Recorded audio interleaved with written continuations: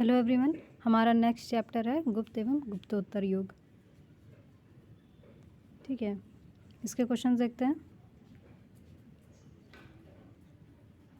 पूछा है पहला क्वेश्चन, गुप्त वंश ने किस अवधि में शासन किया था। देखिए, जो ओवरऑल गुप्त वंश का टाइम लाइन है वो है 275 से 250 ईस्वी तक। ठीक है, लेकिन जो चंद्रगुप्त प्रथम था उसका टाइमिंग है 319 से 335, जो आता है इस ऑप्शन में। ठीक है, तो अगर ये ऑप्शन नहीं दिया है तो इससे सही माना जाएगा इस मतलब छत्तीसगढ़ के हिसाब से। ठीक है, और श्रीगुप्त महाराज ने, मतलब जो भी थे श्रीगुप्त थे, उन्होंने इस वंश की स्थापना की थी 275 ईस्वी में। जो पहला शक्तिशाली शासक माना गया वो चंद्रगुप्त फर्स्ट माना गया और इसने महाराजा धीराज की उपाधि धारण की थी। ठीक है, सेकंड क्वेश्चन देखते हैं। निम्नलिखित शासकों में से किस एक ने 4 अश्वमेध यज्ञ किए थे। तो ये था वाकाटक का शासक प्रवरसेन। इसने 4 अश्वमेध यज्ञों को संपन्न किया था। इसके साथ ही उसने अनेक वैदिक यज्ञ किए थे। इसी वंश के शासक प्रवरसेन द्वितीय की रुचि साहित्य में थी। उसने सेतुबंध नामक ग्रंथ की रचना की थी। एक और क्वेश्चन मिल गया। ठीक है, ये हो गया कि सेतुबंध की रचना किसने की थी, प्रवरसेन सेकंड ने। थर्ड क्वेश्चन है, भारत का नेपोलियन, आई होप सबको पता हो, समुद्रगुप्त था। तो जो विंसेंट स्मिथ थे उन्होंने अपनी पुस्तक अर्ली हिस्ट्री ऑफ इंडिया में समुद्रगुप्त की वीरता के बारे में बताते हुए उन्हें भारत के नेपोलियन की संज्ञा दी है। क्वेश्चन 4 है, भारत का नेपोलियन हमने देख लिया। ठीक है, क्वेश्चन 5, किस गुप्त राजा का एक अन्य नाम देवगुप्त था। तो यह था चंद्रगुप्त सेकंड का। ठीक है, इसे इन्होंने विक्रमादित्य की भी उपाधि ली थी और इन्हें देवगुप्त भी कहा जाता था। और भी नाम है इनके, देवराज और देवश्री।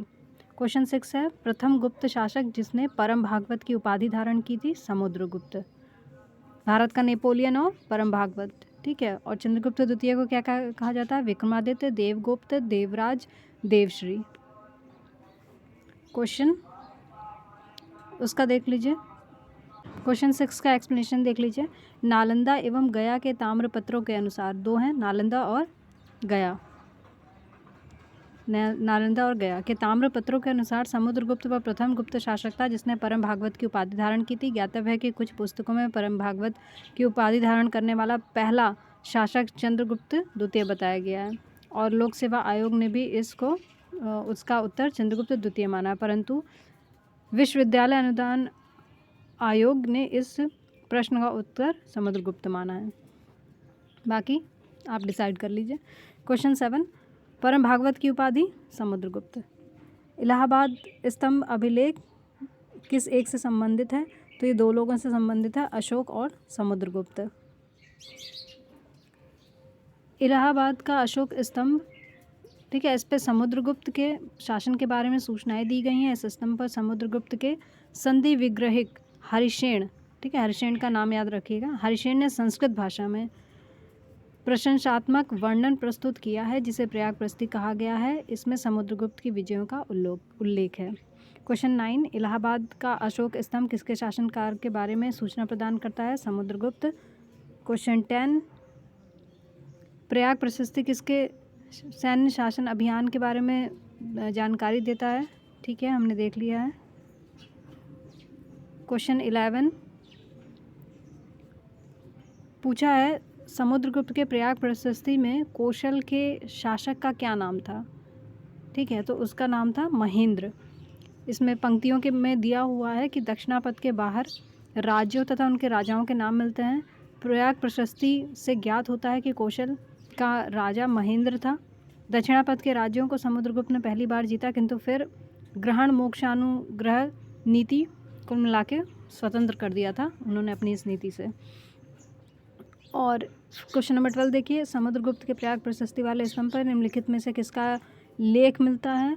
तो जहांगीर का मिलता है। देखें कितने लोगों का नाम है प्रयाग प्रशस्ति में, खुद समुद्रगुप्त का है, हरिशेन ने लिखवाया है, महेंद्र का नाम है, अशोक का नाम है, जहांगीर का नाम है। ठीक है, ये वाला हमने देख लिया, हरिशरण की बात हमने सुन ली है। ठीक है, कनिंघम के मतानुसार यह लेख मूलतः कौशाम्बी में खुदवाया गया था। अकबर ने इसे कौशाम्बी से मंगवा कर इलाहाबाद के किले में स्थापित करवाया था। इस पर जहांगीर का एक लेख, क्या क्या है इस पर? जहांगीर का एक लेख है, रानी का एक अभिलेख है, अशोक द्वारा कौशाम्बी के महामात्रों को संघ भेद रोकने के लिए निर्देश भी उत्कीर्ण है। क्वेश्चन 13, पृथव्या प्रथम वीर की उपाधि किसको दी गई है? समुद्रगुप्त को। जो इतिहासकार थे तेज राज राम शर्मा ने अपनी पुस्तक a political history of the imperial Guptas में, ठीक है, समुद्रगुप्त के अश्वमेध यज्ञ के बारे में बताया है, जिसके बाद उसने पृथव्या प्रतिरथ की उपाधि ग्रहण की थी। और इसका मतलब क्या हुआ? ऐसा व्यक्ति जिसका पृथ्वी पर कोई प्रतिद्वंदी ना हो, पृथ्वी का पहला वीर। लोक सेवा आयोग ने अपने संशोधित उत्तर पत्रक में इसको मूल्यांकन से बाहर कर दिया था। क्वेश्चन 14, हरिशेन समुद्रगुप्त के दरबार का प्रसिद्ध कवि था। उसने देवी चंद्रगुप्तम महाकाव्य की रचना की। तो पहला वाला तो सही है, ठीक है, एक बार आंसर भी देख लेते हैं, फर्स्ट एंड थर्ड। तो पहला वाला सही है। और देवी चंद्रगुप्तम की महाकाव्य की रचना इन्होंने नहीं की थी, और वह प्रयाग प्रशस्ति का भी रचयिता था। ये बात सही है, तो हमने देखा अभी, ठीक है, यहाँ तक हो गया है। और देवी चंद्रगुप्तम की जो रचना है वो किसने की है? विशाखदत्त ने की है। याद करने वाला पॉइंट है, बाकी हमने ऑलरेडी देख लिया है। और इससे गुप्तवंशी शासक रामगुप्त के विषय में जानकारी मिलती है। देवी चंद्रगुप्तम से नाटक से हमें रामगुप्त के बारे में सूचनाएं मिलती हैं। आ जाइए क्वेश्चन 15। अब दक्षिण भारत के समुद्रगुप्त के समकालीन के नरेश बताए गए हैं एक तरफ, और दूसरी तरफ उनके राज्य बताए गए हैं। जो धनंजय था वो कुस्तलपुर से था, नीलराज अवमुक्त था, ठीक है, उग्रसेन पालक्का, विष्णु काची, वापस से देखिए, विष्णु काची, उग्रसेन पालक्का, नील अवमुक्त और धनंजय कुस्तलपुर। क्वेश्चन 16, दिल्ली की कुव्वतुल इस्लाम मस्जिद के प्रांगण में उन्नत प्रसिद्ध लौह स्तंभ किसकी स्मृति में है? तो ये चंद्र की, ठीक है, इस पे एक नाम दिया हुआ है चंद्र। अब लोगों ने ऐसा मान लिया कि वो चंद्रगुप्त द्वितीय के बात कर रहा होगा, क्योंकि उनका ही नाम बार बार, मतलब उसमें उपलब्धियों की वजह से। तो दिल्ली के महरौली नामक स्थान से महरौली लौह स्तंभ लेख प्राप्त हुआ है, जो वर्तमान में कुतुब मीनार के समीप है। इसमें चंद्र नामक किसी राजा की उपलब्धियों के बारे में वर्णन किया गया है, जिसका समीकरण गुप्त वंशीय शासक चंद्रगुप्त द्वितीय से किया जाता है। एक मान्यता के अनुसार लगभग 410 ईस्वी में चंद्रगुप्त द्वितीय विक्रमादित्य के समय में महरौली लौह स्तंभ उदयगिरी पहाड़ी के पास विष्णुगिरी में स्थित था। चंद्रगुप्त सेकंड विष्णु का उपासक था। भगवान विष्णु के सम्मान में ही उसने इस लौह स्तंभ का निर्माण कराया था। इस स्तंभ के शीर्ष पर भगवान विष्णु के वाहन गरुड़ का चिन्ह अंकित है। क्वेश्चन 17, कौन सा राजवंश हूणों के आक्रमण से अत्यंत विचलित हुआ था? तो ये थे गुप्ताज। और हूणों का पहली बार जब आक्रमण हुआ उस समय भारत पर शासन किसका था? स्कंदगुप्त का। वो स्कंदगुप्त के द्वारा पराजित भी कर दिए गए थे। स्कंदगुप्त ने हूणों को हरा दिया था, लेकिन बड़ी दिक्कत ये हो गई कि लोग ईगो पे ले लेते हैं। फिर उन्होंने क्या किया, यहाँ पे स्कंदगुप्त का शासन धीरे धीरे जब पतन की ओर जा रहा था, तो उधर उत्तर पश्चिम की तरफ हूणों का अधिकार बढ़ रहा था। उन क्षेत्रों पे हूणों का अधिकार बढ़ रहा था। और स्कंदगुप्त की मृत्यु 5वीं शताब्दी के अंत तथा 6वीं शताब्दी के प्रारंभ में जब अंत जब मृत्यु हुई, तो उसके बाद उन्होंने उत्तर पश्चिम में कब्जा करना स्टार्ट कर दिया हूणों ने। क्वेश्चन 18, हूणों ने भारत पर आक्रमण किया? तो हमने देखा स्कंदगुप्त के टाइम में। क्वेश्चन 19, निम्नलिखित में से किस गुप्त शासक ने हूणों पर प्रथम विजय प्राप्त की थी?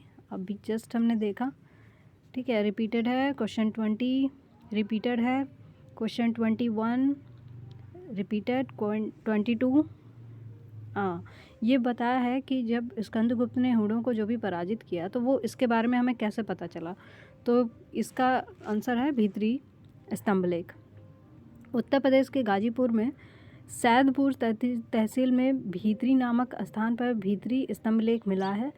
इसमें पुष्यमित्रों और हूणों के साथ स्कंदगुप्त के युद्ध का वर्णन मिला है। ठीक है, पुष्यमित्रों और हूणों के साथ स्कंदगुप्त के युद्ध का वर्णन मिला है। उल्लेखनीय है कि हूणों का पहला भारतीय आक्रमण गुप्त सम्राट स्कंदगुप्त के शासनकाल में हुआ, जिसमें वे स्कंदगुप्त से बुरी तरह पराजित हुए थे।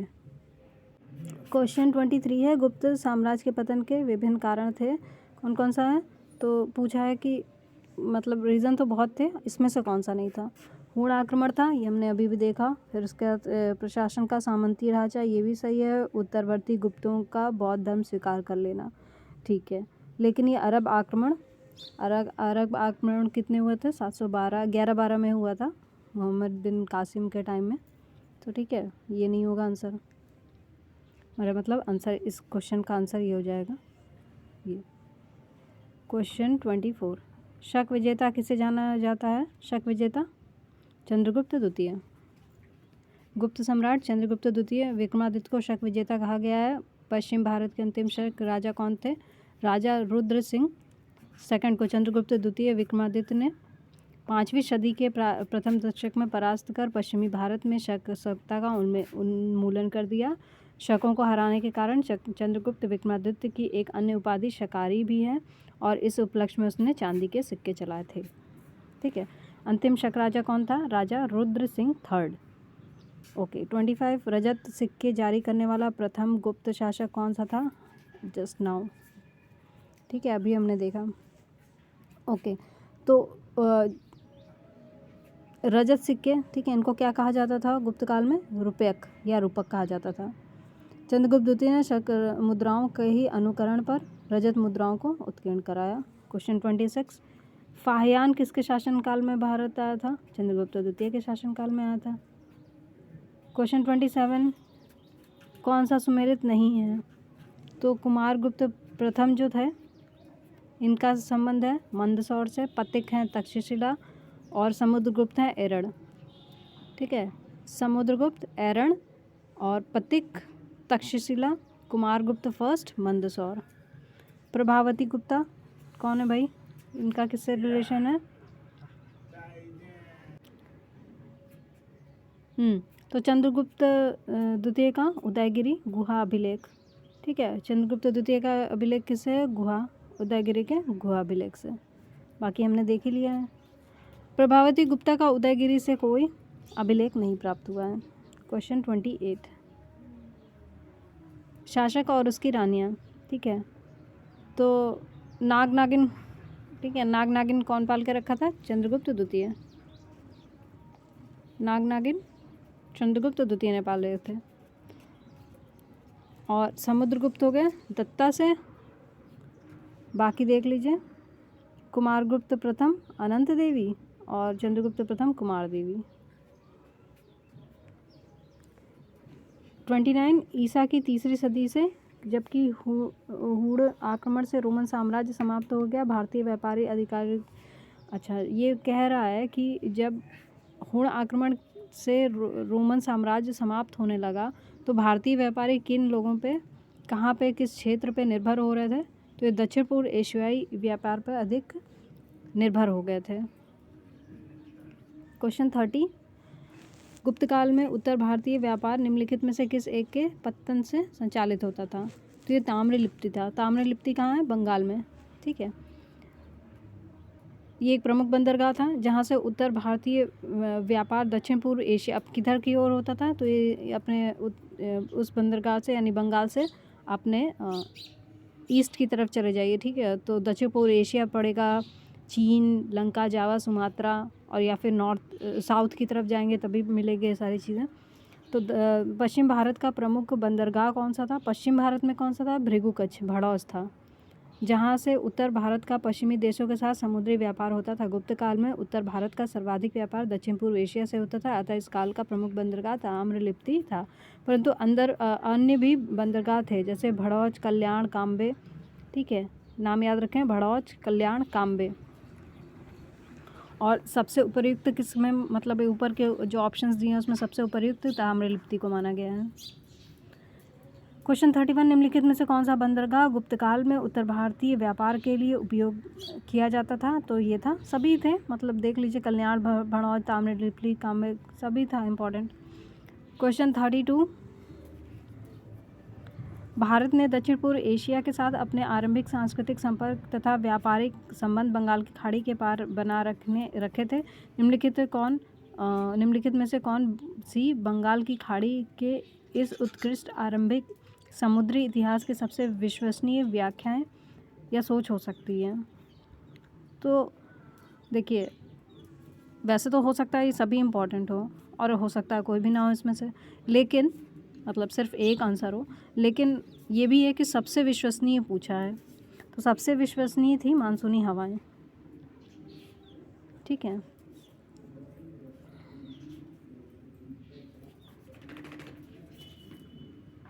क्वेश्चन 33, प्राचीन भारत में देश की अर्थव्यवस्था के अत्यंत महत्वपूर्ण भूमिका निभाने वाली श्रेणी संगठन के संदर्भ में कौन सा कथन सही है?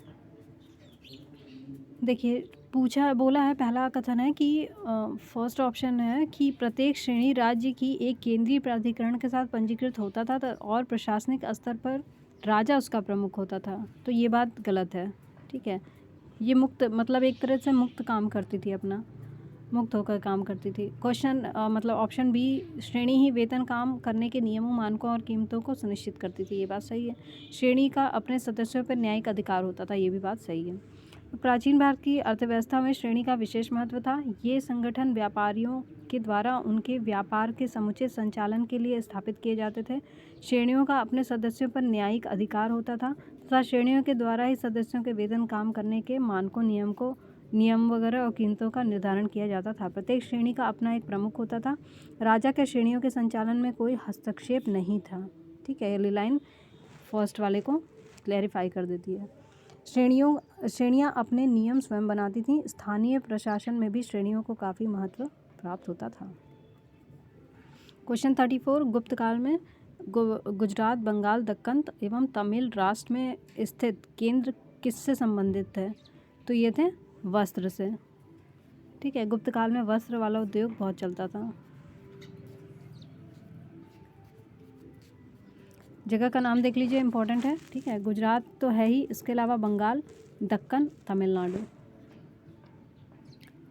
क्वेश्चन 35, विशाख दत्त के प्राचीन भारतीय नाटक मुद्रा राक्षस की विषय वस्तु क्या थी? तो इसका था कि चंद्रगुप्त मौर्य के समय में राज दरबार की दुरभिसंधियों के बारे में इसमें दिया हुआ था। जो पीके जायसवाल साहब थे, उन्होंने उनके अनुसार विशाख दत्त को चंद्रगुप्त मौर्य का समकालीन उन्होंने बताया है। ठीक है, यानी विशाख दत्त और चंद्रगुप्त मौर्य समकालीन थे। और विशाख दत्त का मुद्रा राक्षस से, मतलब उसके नाटक से चंद्रगुप्त मौर्य के कृतियों पर प्रकाश पड़ता है। इसमें चंद्रगुप्त मौर्य के समय में राज दरबार की दुरभिसंधियों के बारे में बताया गया है। क्वेश्चन 36, निम्नलिखित में से कौन गुप्त काल में अपनी आयुर्विज्ञान विषयक रचना के लिए जाना जाता है? सभी का नाम इम्पॉर्टेंट है। ठीक है, लेकिन टाइमिंग कुछ अलग है। सुश्रुत जो था वो शल्य चिकित्सा के लिए। ठीक है, पहले तो ये देख लीजिए, आयुर्विज्ञान की बात कर रहा है। ठीक है, तो सुश्रुत अपने शल्य क्रिया के लिए जाने जाते हैं। ये काशी के रहने वाले थे और इनका टाइमलाइन कितना है? 600 ईसा पूर्व। जो भाई साहब शौनक थे वो ऋग वैदिक कालीन ऋषि थे। शूद्रक क्या थे? गुप्तकालीन नाटककार थे, साहित्यकार थे वो, मतलब उनका वो क्या डॉक्टर नहीं थे। सौमिल्य गुप्त कालीन नाटक थे, मतलब सौमिल्य जो थे वो गुप्त काल से रिलेटेड थे, लेकिन वो भी नाटककार थे, डॉक्टर नहीं थे, जिसे कालिदास ने भास और कवि पुत्र के साथ याद किया है। इस प्रकार गुप्त काल में औषधि के क्षेत्र में उपयुक्त में से किसी एक ने कार्य नहीं किया है। यद्यपि बीपीएससी ने अपने प्रारंभिक उत्तर पत्रक में इसका आंसर ए माना है, क्योंकि गुप्त काल का प्रारंभ 275 एडी यानी श्रीगुप्त के समय में से स्टार्ट होता है। तो सुश्रुत के मान्य काल से, मतलब जो सुश्रुत का कितना है, 600 बीसी से 1500 बीसी, ठीक है, कि करीब 1000 वर्ष बाद का है। इसलिए सुश्रुत को गुप्त काल का समकालीन मानना औचित्यपूर्ण नहीं है, इसलिए यहाँ लगा है ये। ठीक है, देखिए फिर से देख लीजिए, तो जो शौनक थे ये क्या हो गए? ये ऋषि हो गए, ठीक। जो शूद्र थे वो नाटककार थे, जो सौमिल्य थे ये भी नाटककार थे, सुश्रुत जो थे वो उनका टाइम ही बिल्कुल अलग बता दिया गया है, उनको गुप्त काल के समकालीन माना ही नहीं गया है, ठीक है। तो बात इसीलिए आंसर ये फंस गया। क्वेश्चन 37, इनमें से कौन गुप्त काल में औषधि के क्षेत्र में अपने कार्य के लिए जाने जाते हैं। हमने अभी अभी पूरा सारा क्वेश्चन 37 का ही एक्सप्लेनेशन ऊपर देखा है। क्वेश्चन 38, अच्छा इससे भी एक फ़र्क पड़ता है कि कौन सा आयोग किस चीज़ को सही मान रहा है, ठीक है। बीपीएससी है, आईएएस है, पीसीएस है, सब अलग अलग मानते हैं, तो इसीलिए मिक्स नहीं करना है चीज़ों को। क्वेश्चन 38, निम्नलिखित में से किसका प्राचीन भारत के आयुर्वेद शास्त्र से संबंध नहीं है। भास्कराचार्य नहीं है, क्यों? क्योंकि उनका संबंध खगोल शास्त्र से है। देखिए जो धन्वंतरी थे वो चंद्रगुप्त द्वितीय विक्रमादित्य के नवरत्नों में से एक थे, ठीक है, और उनका संबंध आयुर्वेद से है। धन्वंतरी के बारे में तो लगभग सबको पता होगा, ठीक है।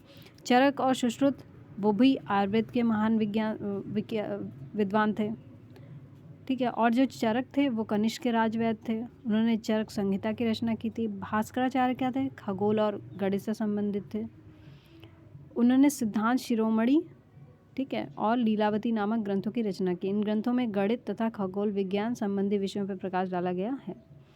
क्वेश्चन 39, लीलावती के लेखक कौन थे? अभी हमने देखा भास्कराचार्य। क्वेश्चन 40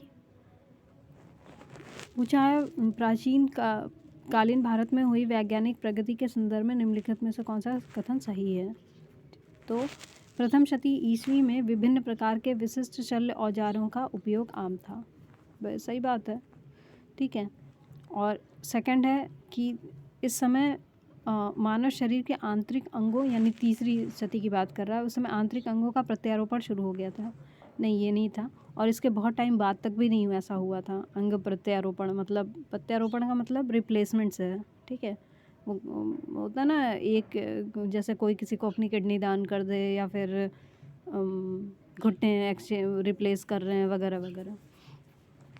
क्वेश्चन ऑप्शन 3, 5वीं शती ईस्वी में कोढ़ के ज्या का सिद्धांत ज्ञात था। हाँ, तो ये बात सही है। चौथा है 5वीं शती ईस्वी में चक्रीय चतुर्भुज का सिद्धांत ज्ञात था, तो ये भी बात सही है। प्राचीन काल वैज्ञानिक प्रगति के संदर्भ में उल्लेखित रहा है। इस काल में प्रथम शती ईस्वी तक शल्य चिकित्सा में काम आने वाले विभिन्न प्रकार के उपकरणों का उपयोग होता था, किंतु उस काल या उसके बाद अंग प्रत्यारोपण संभव नहीं हो सका था। गुप्त काल में गणित के क्षेत्र में उल्लेखनीय प्रगति हुई। 5वीं शती ईस्वी तक भारत में त्रिकोणमिति में ज्या, कोजिया यानी साइन, कोसाइन और उत्क्रमज्या यानी इनवर्स साइन के सिद्धांत ज्ञात हो चुके थे। सूर्य सिद्धांत और आर्यभट्टी में इनका उल्लेख मिलता है। सूर्य सिद्धांत और आर्यभट्टी में 7वीं शती ईस्वी में ब्रह्मगुप्त द्वारा चक्रीय चतुर्भुज के सिद्धांत का वर्णन मिलता है। क्वेश्चन 41, भारतीय यात्रा में फाहियान ने एक अस्पताल का उल्लेख किया है, ये कहाँ पे था? तो ये पाटलिपुत्र में था। जब वो आया था ना, तो वो उसने मतलब ये चीज़ें देखी कि पाटलिपुत्र में धनिकों ने एक बड़े अस्पताल का स्थापना कराया है, और जहाँ निर्धनों को निःशुल्क दवाएं, भोजन उपलब्ध कराया जाता था। यहाँ देश भर के रोगी इलाज करने के लिए आते थे। हो सकता है ये उस टाइम का एम्स रहा हो। क्वेश्चन 42, चंद्रगुप्त के 9 रत्नों में से निम्न में से कौन एक फलित ज्योतिष से संबंधित था? तो ये था छपड़क, फलित ज्योतिष, ठीक है, एस्ट्रोलॉजर, कुल मिला के एस्ट्रोलॉजर समझ लीजिए। तो चंद्रगुप्त सेकंड के टाइम में कौन आया था? वो आया था फाहियान, ठीक है, और इन्होंने नवरत्न वगैरह के बारे में बताया था। और नवरत्न में सर्वोत्कृष्ट महाकवि कौन थे? कालिदास थे, और छपड़क जो थे एस्ट्रोलॉजर थे। क्वेश्चन 43, कालिदास किसके शासनकाल में थे? तो अभी हमने देखा चंद्रगुप्त द्वितीय। 44, इनमें से किसने पहली बार ये व्याख्या की थी कि पृथ्वी के अपनी धुरी पर घूमने के कारण प्रतिदिन सूर्योदय व सूर्यास्त होता है? तो ये आर्यभट्ट थे।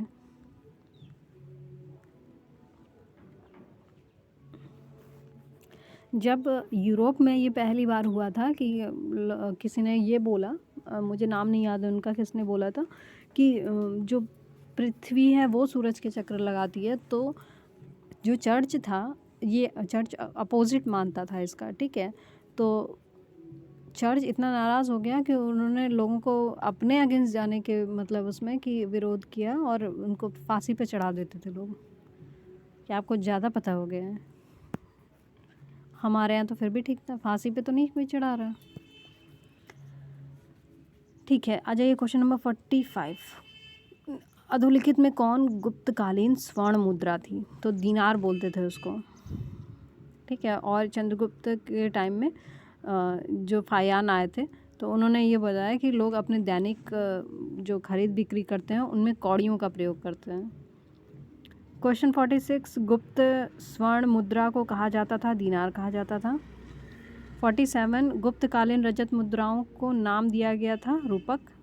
रजत है, ठीक है, रजत मतलब चांदी, तो चांदी को क्या कहा गया है? रूपक। अच्छा, तो ये सिक्के पाए कहाँ से गए हैं? ये भारत, यूपी, बिहार, बंगाल, एमपी, राजस्थान और ये उड़ीसा, इन जगहों से पाए गए हैं, ठीक है।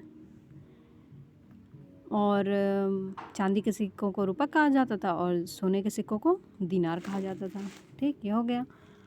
48, निम्नलिखित में से किस गुप्त शासक ने सर्वप्रथम सिक्के जारी किए थे? चंद्रगुप्त प्रथम ने किए थे। चंद्रगुप्त प्रथम के पूर्व शासकों यानी जो श्रीगुप्त थे और घटोत्कच थे, उनके मतलब उनके द्वारा कोई सिक्के जारी करने का हमें अभी साक्ष्य नहीं मिला है, बात बस इतनी है। इसीलिए चंद्रगुप्त प्रथम इसके रीज़न माने गए हैं। समुद्रगुप्त द्वारा भी कई प्रकार के सिक्के जारी किए, ठीक है, ठीक है। और लेकिन समुद्रगुप्त का टाइम बाद का है, इसलिए चंद्रगुप्त फर्स्ट इसका आंसर हो जाएगा। 49, गुप्तकाल में निम्नलिखित संस्कृत नाटकों में स्त्री और शूद्र बोलते थे? अच्छा, तो ये बोलते थे प्राकृत भाषा, और जो उच्च वर्ण के लोग थे वो बोलते थे संस्कृत। क्वेश्चन 50, सती प्रथा का प्रथम उल्लेख कहाँ से मिलता है? तो हमें ऐरण से मिलता है, ठीक है। इसका टाइम कितना है? 510, ठीक है। और जिसमें गोपराज नामक सेनापति की स्त्री के सती होने का उल्लेख मिलता है। थोड़ा सा डिस्टर्बेंस होगा पर आपको ध्यान नहीं देना है उस पर, ठीक है। क्वेश्चन 51, गुप्त संवत की स्थापना किसने की? तो सॉरी, संवत की बात कर रहे हैं, ठीक है, वंश की नहीं, संवत की। तो चंद्रगुप्त फर्स्ट ने। टाइम कितना है? 319 ईस्वी। क्वेश्चन 52, ठीक है। हमने अभी बहुत देर से देख रहे हैं कि चंद्रगुप्त द्वितीय विक्रमादित्य से जुड़े हुए हैं। अशोक के बारे में कौन नहीं जानता है कि ये प्रियदर्शन थे, ठीक है। एक आ सेकंड हो गया, आंसर आ गया। 2 लोग और बच गए, उनको भी याद कर लेते हैं। तो स्कंदगुप्त भाई साहब थे क्रमादित्य और समुद्रगुप्त थे परक्रमांक, ठीक है। 2 याद हैं तभी चलेगा, मिल जाएगा आंसर। क्वेश्चन 53, नगरों का क्रमिक पतन किस काल की एक महत्वपूर्ण विशेषता थी? तो ये थे गुप्ताज। देखिए, गुप्त काल में नगर क्रमिक पतन की ओर अग्रसर हुए। संपूर्ण गंगा घाटी में जो शहर पहले अत्यंत समृद्ध अवस्था में थे उनमें से अधिकांश को गुप्त काल में या तो त्याग दिया गया या वहाँ के आवासन में पर्याप्त विघटन हुआ। पाटलिपुत्र जैसा नगर हिंसांग के आगमन के समय गांव बन गया था। मथुरा जैसा नगर एवं कुम्हरार, सोनपुर, सोहगौरा उत्तर प्रदेश में गंगा घाटी अनेक महत्वपूर्ण केंद्र इस काल में ह्रास के ही प्रमाण प्रस्तुत करते हैं। क्वेश्चन 54, किस शासक वंश में ने मंदिरों और ब्राह्मणों को सबसे अधिक ग्राम अनुदान में दिया था? तो ये थे गुप्ताज। गुप्त लेखों में जिन भूमिदानों का उल्लेख किया गया है उनसे स्पष्ट है कि भूमिदान के साथ साथ गांव की भूमि से उत्पन्न होने वाली आय भी ग्रहीता को सौंप दी जाती थी। क्वेश्चन 55, प्राचीन भारत में किस वंश का शासनकाल स्वर्ण युग कहा जाता था? तो सभी जानते हैं गुप्ता। क्यों कहा जाता था? देखिए, उनकी विशेषताओं, रीज़न क्या थे, मेन रीज़न समझिए। तो महान सम्राटों का काल तो था ही है, ठीक है, श्रेष्ठ शासन था, समृद्धि बहुत ज़्यादा थी, धार्मिक सहिष्णुता का काल था, भारतीय संस्कृति के प्रचार का काल था, साहित्य, विज्ञान, कला, सब कुछ बढ़िया चल रहा था। पैसा था ना, तो सब कुछ बढ़िया चलेगा ही। क्वेश्चन 56, किस काल में स्त्रियों की पुरुषों से बराबरी थी? तो इनमें से कोई नहीं। ठीक है, क्यों भाई? तो देखिए, ऋग्वेद काल को छोड़ दो तो बाकी किसी भी काल में स्त्रियों की स्थिति बहुत अच्छी नहीं रही थी। ठीक है, गुप्त, मौर्य और चोल में भी स्त्रियों की स्थिति से संबंधित कुछ सीमित प्रसंगों को छोड़ दो तो उनकी स्थिति दयनीय ही थी, और अतः स्त्रियों के पुरुषों से बराबरी किसी काल में नहीं मानी जा सकती है। क्वेश्चन 57, गुप्त युग में भूमि राजस्व की दर क्या थी? तो 1/6 थी। ठीक है, और गुप्त अभिलेखों में भूमि कर को क्या कहा गया? उद्रंग या तथा भाग कर कहा गया है। Question 58 repeated, question 59 repeated, question 60 अपृहत के बारे में पूछा गया है। पूछा गया है कि भूमि को अपृहत कहा जाता था, किस प्रकार की भूमि को? तो बोला जाता है कि बिना जोती हुई जंगली भूमि को अपृहत कहा जाता था। बीपीएससी का क्वेश्चन था ये। क्वेश्चन 61, भारत के इतिहास के संदर्भ में कुलियावाप, द्रोणवाप, ठीक है, ये क्या था? तो ये भूमाप थे। 3 है, कुलियावाप, द्रोणवाप, अधवाप। क्वेश्चन 62, गुप्त साम्राज्य द्वारा निम्न में से किन्हें कर रहित भूमि, कृषि भूमि प्रदान की जाती थी? तो भैया ब्राह्मण ही थे। ठीक है, आज के टाइम में भी मंदिर को देख लीजिए तो मंदिर जो हैं उनको कर नहीं देना पड़ता है, तो ये ब्राह्मण हो गए। और जो भूमि दान दी जाती थी उसे अग्रहार कहा जाता था। ऐसे भूमि सभी प्रकार के करों से मुक्त होती थी तथा इनके ऊपर धारकों का पूर्ण स्वामित्व होता था। इस प्रकार के भूमि दान का एकमात्र उद्देश्य धार्मिक और शैक्षणिक था। क्वेश्चन 63, भारत में सिंचाई कर को क्या कहते थे? उदक भागम कहा जाता था। सिंचाई कर, ठीक है, अथवा उदक भाग कहा जाता था। हिरण्य मौर्य काल में लिया जाने वाला नगद कर था। हिरण्य क्या हो गया? ये मौर्य काल से रिलेटेड हो गया। गुप्त काल के अभिलेखों में भूमि कर को उद्रंग या उदरंग कहा गया है। प्राचीन भारत की राजपूत युगीन संस्कृति में उल्लेख है कि उपरनिका भूमि पर स्थायी अथवा अस्थायी रूप से रहने वाले किसानों से लिया जाता था। ठीक है, ये राजपूत युग का है उपरनिका। हिरण्य मौर्य, उपरनिका राजपूत युग का। ठीक है, और आगे चलते हैं। क्वेश्चन 64, तीसरी शताब्दी में वारंगल किस लिए प्रसिद्ध था? लोहे के यंत्रों या उपकरणों के लिए वारंगल।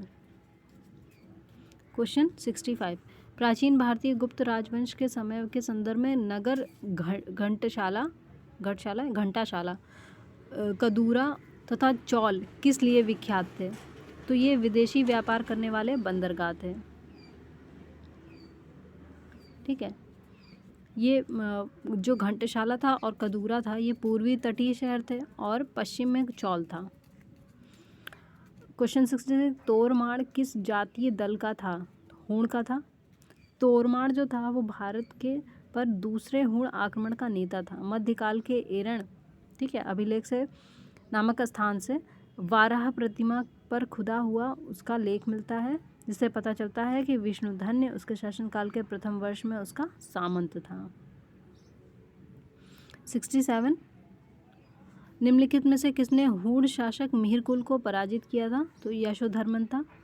चीन के जो यात्री था ह्वेनसांग, ठीक है, तथा मंदसौर अभिलेख से ये ज्ञात होता है कि सबसे पहले गुप्त नरेश नरसिंह गुप्त बालादित्य और फिर मालवा नरेश यशोधर्मन द्वारा मिहिरकुल को बुरी तरह पराजित किया गया था। तो मिहिरकुल भाई साहब 2 बार हारे, और पहली बार गुप्त नरेश नरसिंह गुप्त बालादित्य के हाथों और उसके बाद यशोधर्मन के हाथों पिट गए। क्वेश्चन 68, चीनी तीर्थ यात्री जिसने 6ठी शताब्दी में भारत दर्शन किया था? तो ये थे सुंग युन, ठीक है, 518 में, और बौद्ध धर्म की प्रतियां एकत्रित की थी इन्होंने। क्वेश्चन 69 सुंगयुन, ठीक है, हमने देख लिया 515 से 520 के बीच का टाइम, लेकिन इसका टाइम था 518 से 21, ठीक है। तो अभी जो सबसे देखिए नॉर्मली तो इसका आंसर अगर हमारे यहाँ होता तो शायद सभी गलत हो जाता, या फिर ये भी हो सकता था कि इसे सही मान लिया जाता, क्योंकि सही आंसर तो यही होना चाहिए, इसके आसपास का क्यों दिया है, ठीक है। इसने अपने 3 वर्षों की यात्रा में बौद्ध धर्म की प्रतियां एकत्रित की थी। क्वेश्चन 70 पूछा है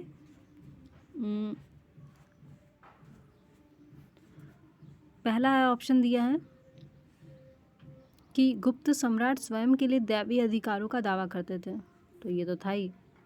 उनका प्रशासन नितांत केंद्रीकृत नहीं था भाई। उन्होंने उनके ही एक अभी श्रेणी के बारे में हमने पढ़ा ना, कि श्रेणी में उनको अधिकार थे, खुद के अधिकार थे, न्यायिक अधिकार भी थे, तो केंद्रीकृत तो नहीं था, और वो भी नितांत लिखा हुआ है। उन्होंने भूमि दान की परंपरा को विस्तारित किया, तो ये बात बिल्कुल सही है। गुप्ताज ने बहुत दिया दान, ब्राह्मणों को दान दिया, अभी हमने देखा करमुक्त भूमि दान दी। गुप्त शासन साम्राज्य के शासन व्यवस्था राजतंत्रात्मक थी। मौर्य शासकों के विपरीत गुप्त वंशीय शासक अपनी दैवीय उत्पत्ति में विश्वास करते थे। गुप्त शासकों ने भूमिदान की परंपरा को विस्तारित किया। गुप्त प्रशासन का स्वरूप केंद्रीकृत न होकर संघात्मक था। गुप्त राजा अनेक छोटे राजाओं का राजा होता था। सामंत तथा प्रांतीय शासक अपने अपने क्षेत्रों में नितांत स्वतंत्रता का अनुभव करते थे। क्वेश्चन 71 गुप्त काल के दौरान भारत में बलाश्रम यानी विष्टि के संदर्भ में कौन सा सही है? इसे राज्य के लिए आय का एक स्रोत, जनता द्वारा दिया जाने वाला एक प्रकार का कर माना जाता था। विष्टि क्या थी? राज्य का एक आय का स्रोत तो था ही, और ये जनता द्वारा दिया जाने वाला एक प्रकार का कर भी था। चंद्रगुप्त द्वितीय के उदयगिरी अभिलेख, ठीक है, उदयगिरी गुहा अभिलेख, प्रभावती गुप्ता के रिद्धपुर अभिलेख से अनेक गुप्तकालीन अभिलेखों में विष्टि, ठीक है, बेगार बलात् श्रम को अन्य करों के साथ रखा गया है। यद्यपि बेगार प्रथा का प्रारंभ मौर्य युग से ही मिलता है, किंतु गुप्त काल में वह विभिन्न अवसरों पर राजा द्वारा प्राप्त किए जाने वाले कर का एक रूप बन गया था। इसके तहत मजदूरों, शिल्पियों एवं कृषकों को अनिवार्य रूप से राजा या राज्य के लिए श्रम करना ही होता था, जिसके बदले में उन्हें कोई भुगतान नहीं दिया जाता था, ठीक है। मतलब इस तरीके का श्रम करा रहे हैं, लेकिन वो कोई भुगतान नहीं कर रहे हैं। यह प्रथा मध्य प्रदेश, काठियावाड़ में सबसे ज़्यादा प्रचलित थी। बेगार की यह प्रथा पीढ़ी दर पीढ़ी चलती रही, किंतु इसमें ज्येष्ठ उत्तराधिकार जैसा नहीं था। यह सभी श्रमिकों पर लागू होती थी। बहुत ही गंदी प्रथा थी।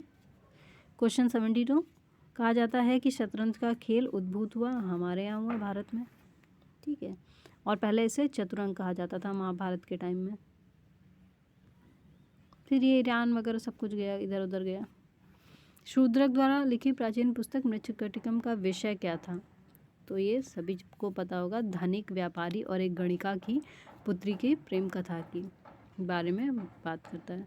मृच्छकटिकम लिखा गया है शूद्रक के द्वारा, ठीक है। गुप्तकालीन शासन व्यवस्था, नगर जीवन के बारे में जानकारी मिलती है। इससे तत्कालीन समाज में होने वाले परिवर्तनों पर प्रकाश पड़ता है।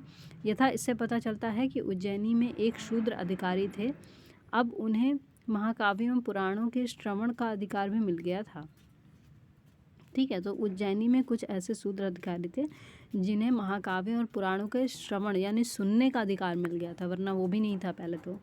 वस्तुतः इस ग्रंथ में चारुदत्त नामक ब्राह्मण सार्थवाह एवं, ठीक है, चारुदत्त नामक ब्राह्मण सार्थवाह एवं एक गणिका की पुत्री वसंत सेना की प्रेम गाथा को शब्दों का रूप दिया गया है। क्वेश्चन 74 प्राचीन सांख्य दर्शन, ठीक है, किसका योगदान है? कपिल का। ये मिलान करने को आता है इस तरीके के क्वेश्चन। और क्वेश्चन 75 में भी यही है, कपिल मुनि किससे रिलेटेड है? सांख्य से, ठीक है। ये यहीं पे रुकते हैं, अभी नेक्स्ट वीडियो में आगे का देखेंगे। Thank you.